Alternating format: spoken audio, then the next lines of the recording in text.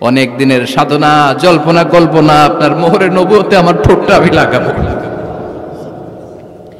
আপনার মোহরে নবুয়তের মধ্যে আমার ঠোঁটটা লাগিয়ে আমার ঠোঁটটারে আমি জাহান্নাম থেকে পরিত্রাণ করাবো। এজন্য প্ল্যান প্রোগ্রাম করে এতক্ষণ আপনার জামাটা খুলতে বলেছি।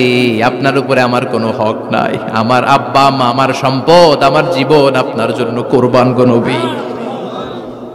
ওয়াকানা বাইনা কাতিফাইহি খাতামুন নবুওয়া, আর পিঠের মধ্যে কাজিররিল হাজালা, কবুতরের ডিমের মতো একটা মাহরুন নবুওয়া ছিল। উনি যে শেষ নবী, উনি যে প্রফেট, দ্য লাস্ট মেসেঞ্জার, এটা প্রমাণ আল্লাহ সিল মেরা দিছে বাম দিকের কাঁধে, ডান দিকে না। কোন দিকে? সাহাবারা যারা এটা দেখেছেন তারা বলেছেন যে আমরা দেখেছি এর মধ্যে কিছু চুলও ছিল, একটু লালচে ছিল, একটু উঁচু ছিল। একদিন বিশ্বনবী বললেন, বান্দার কোনো হক আল্লাহ কোনোদিন ছেড়ে দেয় না। আল্লাহর হক আল্লাহ মাফ করে, বান্দার হকের মাফ নাই। যদিও আমি নবী, আমার উপর যদি কোনো হক থাকে বলো, আমি দিয়ে দেব। কোন সাহাবী দাঁড়ায় না। এক সাহাবী দাঁড়িয়ে বললেন, নবী, যুদ্ধের ময়দানে চাবুক চালানোর সময়, লাঠি চালানোর সময় এক কাফেরকে মারতে যেয়ে আপনার লাঠির বাড়ি আমার পিঠের মধ্যে পড়েছে। আপনি যেহেতু এই কিসাসটা আদায় করতে চান, আপনার পিঠে আমি লাঠির বাড়ি মেরে এটারে শোধবোধ করে দিতে চাই। সাইয়েদনা ওমরে ফারুক হাতের জামা এরকম পড়তে শুরু করছে, আয় এদিকে আয়, তোরে শোধবোধ করাই। বিশ্বনবী বললেন, ওমর রাখো, এটা বান্দার হক, মিটাতে দাও। বিশ্বনবী বললেন, আসো তুমি এসে আমার পিঠে লাঠি দিয়ে চাবুক দিয়ে বাড়ি মারো। সাহাবী বলে, ও নবী, তখন দুর্ভিক্ষের সময়ের যুদ্ধ ছিল, আমাদের গায়ে জামা ছিল না। যখন আপনি আমার চাবুকটা পিঠের মধ্যে মেরেছেন, আমার পিঠে তখন জামা ছিল না।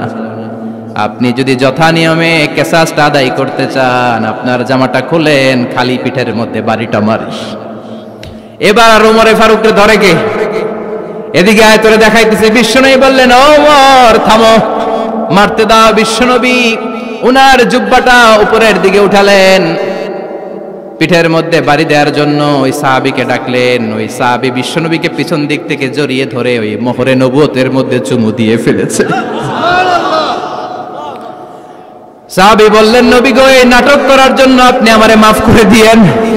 আপনি বিশ্বনবী, উদম গায়ে আপনারে দেখা যায় না, খালি গায়ে আপনারে দেখা যায় না। শুনেছি আপনার পিঠের মধ্যে মোহরে নবুয়ত আছে। অনেক দিনের সাধনা, জল্পনা কল্পনা, আপনার মোহরে নবুয়তে আমার ঠোঁটটা আমি লাগাবো, আপনার মোহরে নবুয়তের মধ্যে আমার ঠোঁটটা লাগিয়ে আমার ঠোঁটটারে আমি জাহান্নাম থেকে পরিত্রাণ করাবো। এজন্য প্ল্যান প্রোগ্রাম করে এতক্ষণ আপনার জামাটা খুলতে বলেছি। আপনার উপরে আমার কোনো হক নাই। আমার আব্বা মা, আমার সম্পদ, আমার জীবন আপনার জন্য কোরবান গো নবী। বিশ্বনবীর পিঠে বাম দিকে খাতামুন নবুওয়া ছিল, মাহরে নবুওয়া। কোন বর্ণনা এসেছে উনি এই মাহরে নবুওয়া দিয়ে পিছন দিকে দেখতেন। বিশ্বনবী যখন নামাজ পড়তেন উনি বলতেন, ইস্তাকিমু ওয়া আতাদিলু ইয়ারহামুকুমুল্লাহ, কাতার সোজা করো, ফাঁকা জায়গা বন্ধ করে দাও। কারণ আমি সামনে যেমনি দেখি, পেছনেও তেমনি দেখি। অনেকে বলেন বিশ্বনবী পেছনে দেখতেন এই মাহরে নবুয়তের জায়গাটা দিয়ে। এটা ছিল বিশ্বনবীর behind CC camera, behind close circuit camera. আল্লাহু আকবার। বিশ্বনবী ছাড়া কোন নবীর পিঠে এরকম মাহরে নবুয়া ছিল নাকি? কথা বলেন। এজন্য ওই নবীরে গালি দিলে সহ্য হয়? কথা বলেন, সহ্য হয়? আবিয়াদুল ইবতাইন, বগল ছিল শুভ্র সাদা। আমাদের বগল কি সাদা? দুর্গন্ধ, কুৎসিত, কালো, তাই না? বিশ্বনবীরটা কালো? কথা কন, শুভ্র সাদা। আমরা দোয়া করি এভাবে। বিশ্বনবী মাঝে মাঝে দোয়া করতে করতে বৃষ্টির জন্য যখন দোয়া চাইতেন, আরাফার ময়দানে যখন দোয়া চাইতেন, দোয়া করতে করতে হাতটারে উপরের দিকে করতেন। সবাই এরকম হাত তোলেন, সবাই হাত তোলেন। বিশ্বনবী মাঝে মাঝে আবেগের চোটে এইখান থেকে হাতটা এই জায়গায় নিয়ে যেতেন। সুবহানাল্লাহ। বিশ্বনবী যখন হাত আবেগের চোটে উপরের দিকে উঠাতেন, বিশ্বনবীর বগল দেখা যেত। সাহাবারা বলতেন, হাত্তা ইউরা বায়াদু ইবতাইহি, এই সুযোগে আমরা দেখতাম ওনার বগলটা ধবধবে সাদা, কোনো দাগ ছিল না। মুস্তাওয়াল জাবিন, প্রশস্ত ললাট ছিল। আসাম্মুল আনফ, খাড়া নাক ছিল। বিশ্বনবীর নাক কিন্তু বোচা ছিল না, এরকম চ্যাপটা নাকরে আপনারা কোম্পানিগঞ্জে কি বলেন? চাকমা। কি নাক? হ্যাঁ, বুসা, নাক বুসা বা বোচা। বিশ্বনবীর নাক এই চাকমা স্টাইলে নাক ছিল না, খাড়া ছিল, খাড়া নাক ছিল। সুবহানাল্লাহ পড়ো। মুফাল্লিজুল আসনান, দাঁতগুলো ছিল পরিপাটি। বিশ্বনবীর দাঁতের দিকে তাকালে, বিশ্বনবীর হাসির দিকে তাকালে মনে হতো হাসিতে যেন মুক্তা ঝরে। বিশ্বনবী দেখতে কেমন ছিল আন্দাজ পাচ্ছেন না মোটামুটি? এই চমৎকার দেহটা নিয়ে যখন আয়নার সামনে দাঁড়াতেন, বিশ্বনবী জোস জোস পোজ দিতেন না। এখনকার ছেলেপেলেরা বলে আয়নার সামনে দাঁড়াইয়া দেই জোস জোস পোজ, আছে না নাই? বিশ্বনবী জোস জোস পোজ দিতেন না। বিশ্বনবী আয়নার সামনে দাঁড়িয়ে বলতেন, আল্লাহুম্মা হাসানতা খালকি ফাহসিন খুলুকি। ও আল্লাহ, আমার চেহারাটা যেমনি আপনি সুন্দর বানিয়েছেন, আমার হৃদয়টারেও সুন্দর করে দেন। What a attitude, what an attitude! কি অ্যাটিটিউড ছিল উনার! আমরা আয়নার সামনে সেজে পড়ে দাঁড়ালে চুলকে সাইজ করি, পাং করি, স্টাইল করে ডিজাইন করি। বিশ্বনবী সুন্দর চেহারাটা নিয়ে যখন আয়নার সামনে দাঁড়াতেন বলতেন, আল্লাহ, আমার চেহারাটা যেমনি সাদা, হৃদয়টারও সাদা করে দেন। কিছু মানুষ আছে চেহারা সাদা, হৃদয় কালো, আছে না নাই? কিছু মানুষ আছে চেহারাটা কুচকুচে কালো, অন্তরটা সাদা, এমন মানুষও আছে না নাই? বিশ্বনবীর ভেতরও সাদা, বাহিরও সাদা। সুবহানাল্লাহ। আর এই সুন্দর সাদা দেহ নিয়ে আয়নায় দাঁড়িয়ে পড়তেন, আল্লাহ, চেহারা যেমনি সুন্দর, চরিত্রটাও সুন্দর করে দেয়। এজন্য আয়নার সামনে দাঁড়িয়ে এই দোয়ার দরকার আছে না নাই? পড়তে রাজি আছেন? মনে থাকবে না মাহফিল শেষ ভুলে যাবেন? মনে থাকবে? আয়নার সামনে আপনি যখন দাঁড়াবেন, আপনার স্ত্রী যখন দাঁড়াবে, আপনার বাচ্চারা যখন দাঁড়াবে, বলে দিবেন, বাবা, আয়নার সামনে দাঁড়ানোর দোয়া পড়ো। কত অসাধারণ দোয়া! পড়েন আওয়াজ করে আমার সাথে, আল্লাহুম্মা হাসানতা খালকি ফাহসিন খুলুকি। আল্লাহুম্মা হাসানতা খালকি ফাহসিন খুলুকি। এর মানে, আল্লাহ, আমার চেহারাটা করেছো সুন্দর, আমার আচরণ, আমার চরিত্রটাও সুন্দর করে দাও। চিৎকার করে পড়েন আমিন। তাহলে বিশ্বনবীর ব্যাপারে তিনটা কথা আমরা শুনবো বলেছিলাম, প্রথমটা শুনে ফেলেছি। মানে উনি দেখতে কেমন ছিল, উনি দেখতে কেমন ছিল, এর মধ্যে আমাদের আমলের কিছু নাই, শুধু বর্ণনা করা আর শোনা আর বিশ্বনবীকে ভালোবাসা, ঠিক কিনা? কারণ উনার নাক খাড়া, আমার তো খাড়া নাও হইতে পারে। উনি সুন্দর, আমি তো শ্যামলা হইতে পারি, কারণ এটা আল্লাহর দেয়া পরীক্ষা, ঠিক কিনা? দ্বিতীয় পয়েন্ট থেকে আমাদের আমল শুরু। দ্বিতীয় পয়েন্ট ছিল বিশ্বনবীর আচরণগত বৈশিষ্ট্য। আমার নবীর বিহেভিয়ার কেমন ছিল, কন্ডাক্ট সিস্টেম কেমন ছিল, ম্যানার কেমন ছিল, মানুষের সাথে কমিউনিকেশনটা কেমন ছিল, ব্যবহারিক জীবনটা কেমন ছিল, এগুলো আমল করার দরকার আছে না নাই? কষ্ট হচ্ছে? কষ্ট হচ্ছে? মনোযোগ আছে তো? মনোযোগ আছে না গেছে? আমরা এবার শুনবো বিশ্বনবীর আচরণ কেমন ছিল। বিশ্বনবী যখন রাস্তা দিয়ে হাঁটতেন, ইয়ামশি হাউনান, বিনয়ের সাথে হাঁটতেন। ইয়ামশি হাউনান, রহমানের বান্দারাও বিনয়ের সাথে রাস্তা দিয়ে হাঁটে, ঠিক কিনা? ওয়াইবাদুর রহমানিল্লাযীনা ইয়ামশুনা আলাল আরদি হাওনাও ওয়া ইযা খাতাবাহুমুল জাহিলুনা ক্বালু সালামা। রহমানের বান্দারা যখন রাস্তা দিয়ে হাঁটে, বিনয়ের সাথে হাঁটে, তারা অহংকার প্রদর্শন করে না, মানুষের সাথে বিনয়ের সাথে রাস্তা দিয়ে হাঁটে। এজন্য রাস্তা দিয়ে যখন হাঁটবো, বিনয়ের সাথে হাঁটবো। রাজি আছেন তো? নাকি অহংকার প্রদর্শন করে হাঁটবেন? বিশেষ করে যুবকেরা, ৩-৪ জন যুবক একসাথে হলে রাস্তায় ওদের আর কারো হুঁশ জ্ঞান থাকে না, পুরো দুনিয়াটাই মনে হয় দুনিয়াটাই আমার, আছে না নাই? না, মুরব্বীকেও সম্মান করবা, মহিলাদেরকে সম্মান করবা, তোমার জায়গায় তুমি হাঁটবা, ভদ্রভাবে হাঁটবা। ভদ্রভাবে হাঁটার দরকার আছে না নাই? উনি মুরব্বী, একদিন উনিও তোমার মতো যুবক ছিল, ঠিক কিনা? এই যে আমার কালো দাড়ি, আজীবন কালো থাকবে? কথা বলেন। উনার সাদা দাড়ি, ছোটবেলায় মনে সাদা দাড়ি নিয়ে আসছিল না? হ্যাঁ, উনিও একদিন তাগড়া যুবক ছিল, উনিও কোম্পানিগঞ্জ বাজারে দাঁড়ালে লোকজন তাকিয়ে থাকতো, ঠিক কিনা? তার মানে রং ধরা যৌবন জং ধরে শেষ। যৌবন সব সময় থাকে না, সার্টেন একটা পিরিয়ডের জন্য আল্লাহ দিয়েছে। এজন্য যুবক ভাইরা, তোমাদের রক্ত গরম, তোমাদেরকে বিনয়ী হতে হবে বেশি, ঠিক কিনা? রাজি আছো তো সবাই? বিশ্বনবী বিনয়ের সাথে হাঁটতেন। ওয়াকানা ইয়াতাবাসসাম, সবসময় মুচকি হাসতেন। কি করতেন? মুচকি হাসেন তো আপনারা? হাসেন না? মুচকি হাসবেন, কারণ মুচকি হাসতে পয়সা লাগে না। লাগে? মুচকি হাসি দেন তো একটা। এই যে সবার এখন মুচকি হাসি, পয়সা লাগছে? কথা কন। তাবাসসুমুকা ফি ওয়াজহি আখিকা সাদাকা, you would smile to your brother, it's a charity. তুমি তোমার ভাইয়ের দিকে তাকিয়ে যে মুচকি হাসবে, এত সদকা দেওয়ার সওয়াব হয়ে যাবে। বিশ্বনবী সব সময় মুচকি হাসতেন। হাসি তিন ধরনের, তাবাসসুম, দিহক, কাহকাহা। কাহকাহা মানে অট্ট হাসি, আলিফ লাইলার দত্তরা যেমন হাসি দেয় ওই হাসি। এটা নামাজের মধ্যে কেউ দিলে নামাজও শেষ, ওযুও। আর দিহক, হালকা আওয়াজে হাসি, সামান্য দাঁত দেখা যায় মাঝে মাঝে। বিশ্বনবী মজা করে এরকম হাসি দিতেন, কিন্তু সব সময় বিশ্বনবীর ঠোঁটের মধ্যে মুচকি হাসি লেগেই থাকতো। তাহলে আমরা বিনয়ের সাথে হাঁটবো, নাম্বার 1। নাম্বার 2, সবসময় মুচকি হাসবো। রাজি আছেন? ঘরে যেই স্ত্রীকে একটা মুচকি হাসি দিবেন, আজকে রাতেই দিবেন, যেই একটা মুচকি হাসি। রাজি আছেন? হ্যাঁ? ভালোবাসা বাড়াই দিবে কে? কথা কয় না। ভালোবাসার কথা আসলে আওয়াজ কমে যায়। ভালোবাসার কথাও কোরআনে আছে না নাই? আল্লাহু আকবার। আল্লাহ দাম্পত্য জীবনের ভালোবাসা তুমি বাড়িয়ে দাও। ইযা ইলতাফাতা ইলতাফাতা জামিআন। এই দুই একজন ওঠা বসা করতেছে কেন? ওঠা বসা করা যাবে না, বসেন।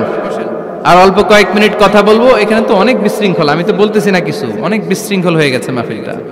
ওঠা বসা করা যাবে না, বসেন। 2-4 মিনিট কথা বলে আমরা একসাথে বিদায় নিব। কারণ এই মাহফিলগুলোর একটা সৌন্দর্য আছে, আপনি ওঠা বসা করলে সৌন্দর্যটা নষ্ট হয়। আপনি কি মনে করছেন শুধু এই মিডিয়া কর্মীরাই ভিডিও করে, ফেরেশতাদের ভিডিও নাই? ওয়া কুল্লা শাইইন আহসাইনাহু ফি ইমামিম মুবিন। ফেরেশতাদের ভিডিও ক্যামেরার নাম ইমামুম মুবিন। সুবহানাল্লাহ পড়েন। এই ইমামুম মুবিন নামক ক্যামকর্ডার, এটা দিয়ে তারা রেকর্ড করে নিয়ে যায়। এজন্য ওঠা বসা করলে এটা সুন্দর লাগবে। কথা বলেন। আর উঠবেন কেউ? আর কয়েক মিনিট কথা বলবো, আমরা কেউ উঠবো না ইনশাআল্লাহ। পড়েন। ইযা ইলতাফাতা ইলতাফাতা জামিআন। বিশ্বনবীর যদি ডানে বায়ে কোথাও তাকানোর দরকার হতো, উনি আর চোখে তাকাতেন না। অনেকে এইভাবে বসে আছে, ডানে এমনে তাকায়, এমনে আছে না নাই? এইভাবে এমনে তাকায়, আছে না নাই? এভাবে তাকানো যাবে না। বিশ্বনবী ডানে তাকানোর দরকার হলে ইলতাফাতা জামিআন, অ্যাবাউট টার্ন, ঘুরে যেতেন, ঘুরে এইভাবে তাকাতেন। আবার বায়ে তাকানোর দরকার হলে বুকটা নিয়ে, শরীরটা নিয়ে ঘুরে যেতেন, এইভাবে তাকাতেন। সুবহানাল্লাহ পড়বেন না? আর চোখে তাকানো কি ভালো স্বভাব? বিশ্বনবী ইযা ইলতাফাতা ইলতাফাতা জামিআন, যেদিকে তাকাবেন ওদিকে ফুললি মনোনিবেশ করতেন, তারপরে তাকাতেন। সুবহানাল্লাহ পড়েন। ওয়া কানা মুস্তাহিয়ান, লাজুক ছিলেন, বেশ লাজুক। এখন সমাজে লাজুকতা নাই, লাজ শরম আমরা হারাতে বসেছি, ঠিক কি না? বিশ্বনবী আসাদ্দু হায়াআন মিনাল আযরা ফি খিদরিহা, যেই মেয়েদের বিয়ে হয় নাই, এমন ভার্জিন নারী, কুমারী নারী যারা পর্দার ভেতরে অনেক লাজুক হয়ে বসে থাকে, বিশ্বনবী পর্দার আড়ালের ওই কুমারী নারীদের চাইতেও বেশি লাজুক ছিলেন। এত লাজুক ছিলেন, এত লাজুক ছিলেন, লজ্জা পেলে চেহারাটা বিশ্বনবী লাল হয়ে যেত।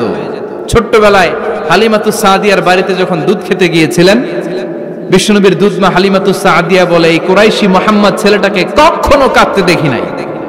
ক্ষুধা লাগলেও কাঁদে না, ব্যথা পেলেও কাঁদে না, শুধু লজ্জাস্থানের জায়গা থেকে কাপড়টা একটু সরে গেলে ছোট্ট মুহাম্মদ চিৎকার দিয়ে ওঠে।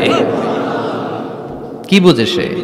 ক্ষুধা লাগলেও কাঁদতো না, ব্যথা পেলেও কাঁদতো না, লজ্জাস্থানের জায়গা থেকে কাপড় সরে গেলে বিশ্বনবী চিৎকার দিয়ে উঠতেন। সুবহানাল্লাহ পড়েন। এজন্য লজ্জা শরমের দরকার আছে না নাই? ইযা লাম তাস্তাহি ফাসনা মা শি'তা, যদি লজ্জা শরম না থাকে যা মন চায় তাই করতে পারো। এটা আমাদের বাংলাদেশে ব্যাপক। লাজ শরম কিচ্ছু নাই, যে যেটার যোগ্য না সে সেইটা করতে যায়, ঠিক কি না? এই যে হিরো আলমের মনোনয়ন নিয়ে টানাটানি, কোনো লজ্জা শরম আছে? আমার যোগ্যতা থাকতে হবে না? আমাকে রাজনীতি জানতে হবে না? আমাকে যদি আজকে বলে মিজানুর রহমান আজহারি আপনি অনেক কোয়ালিফাইড লোক, আপনি কালকেই দেশের প্রধানমন্ত্রী, আমি ওই জায়গায় বেহুশ। কারণ আমার নাই কোনো রাজনৈতিক জ্ঞান, নাই কোনো ডিপ্লোম্যাটিক জ্ঞান, নাই কোনো কূটনৈতিক জ্ঞান, এই কাজ আমার নয়। এজন্য লাজুকতার বড় দরকার। যেখানে যার বসা দরকার সে সেখানে যাবে। কিয়ামতের আগে যেই লোক যেই চেয়ারে বসার দরকার ওই লোক ওই চেয়ারে বসবে না। এটা হলো কিয়ামতের আলামত। জোরে কোন ঠিক কিনা? সভাপতি হওয়ার যোগ্যতা নাই, সভাপতি হয়, আছে না নাই? সেক্রেটারি হওয়ার যোগ্যতা নাই, সেক্রেটারি হয়, এরকম সমাজে আছে না নাই? নেতা হওয়ার যোগ্যতা নাই, নেতা হয়, আছে না নাই? সবগুলো কিয়ামতের আলামত। আমার বিশ্বনবী এমন লাজুক ছিলেন, বিশ্বনবীর মতো এমন লাজুক নবী আর কেউ ছিল নাকি? কথা বলেন। ওয়াকানা আসহাবুল মাইমানা, বিশ্বনবী ডানপন্থী ছিলেন। কি পন্থী? কি পন্থী? মুষ্টিবদ্ধ ডান হাতটাকে এরকম উপরের দিকে করেন আর চিৎকার করে বলেন, বিশ্বনবী কোন পন্থী ছিল? আমরা কোন পন্থী? জান্নাতে কারা ঢুকবে? কোন বামপন্থীর স্থান জান্নাতের ভেতরে হবে? চিৎকার করে বলেন, কোন নাস্তিক জান্নাতে ঢুকতে পারবে? এজন্য নবীদের মতো ডানপন্থী হতে হবে, যেরকম ঠিক কিনা? বিশ্বনবী সব ভালো কাজগুলো ডান দিক দিয়ে করতে পছন্দ করতেন। জামা পরলে ডান দিক দিয়ে, খাবার বিতরণ করলে ডান দিক দিয়ে, মুসাফা করা শুরু করলে ডান দিক দিয়ে, ডান দিক দিয়ে ভালো কাজ বিশ্বনবী পছন্দ করতেন। সুবহানাল্লাহ পড়েন। আসহাবুল মাইমানা, বিশ্বনবী মেহমানদারি করতে পছন্দ করতেন। আমরা করি তো? মেহমানদারি করান? মেহমান ঘরে আসলে ভালো লাগে? খারাপ লাগে কার কার দেখি? সবার ভালো লাগে, কিন্তু আমরা অনেকে খুশি হই না। মেহমান আসলে নাখোশ হই, নিজে খাইতে পাই না। মেহমান আইছে কে? খাওয়ামু করতে, খাওন নাই, যেন ও খাওন বানাইছে। খাওন পাঠায় কে? রিজিক দেয় কে? গোটা বিশ্বের সবাই মিলে আমরা একটা চাল বানাতে পারবো নাকি? ওমিয়া চাইনিজ চাউল না, চাইনিজ ডিম না, ওগুলো সবাই পারে, ঠিক কিনা?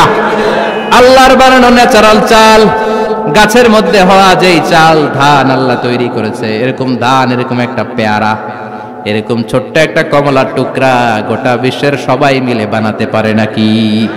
এজন্য রিজিকের মালিক কে?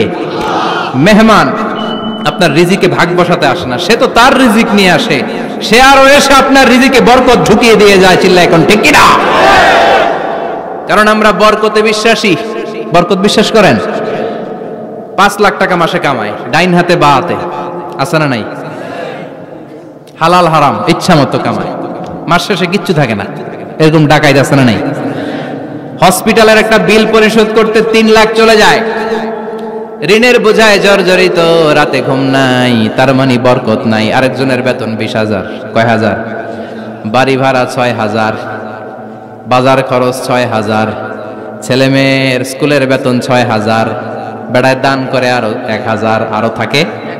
সুবহানাল্লাহ পড়েন। দিস ইজ কল্ড বারাকা। 20,000-এর বেতনের ভেতরে বারাকা ছিল। 5 লক্ষ ইনকাম, 1 টাকাও নাই, ঠিক কিনা? এজন্য কোটি টাকার মালিক দেখলে মনে করবেন না অনেক সুখ। এই দুনিয়ার জীবনটা ধোঁকা, মোহাচ্ছন্ন হয়ে আছি আমরা। এটা ধোঁকা, এটা মরিচিকা, এটা চাকচিক্যময় একটা জায়গা। মৃত্যুর পর মনে হবে একটা দুঃস্বপ্ন ঘটেছিল আমার, বিশাল এক জগৎ পড়ে আছে সামনে।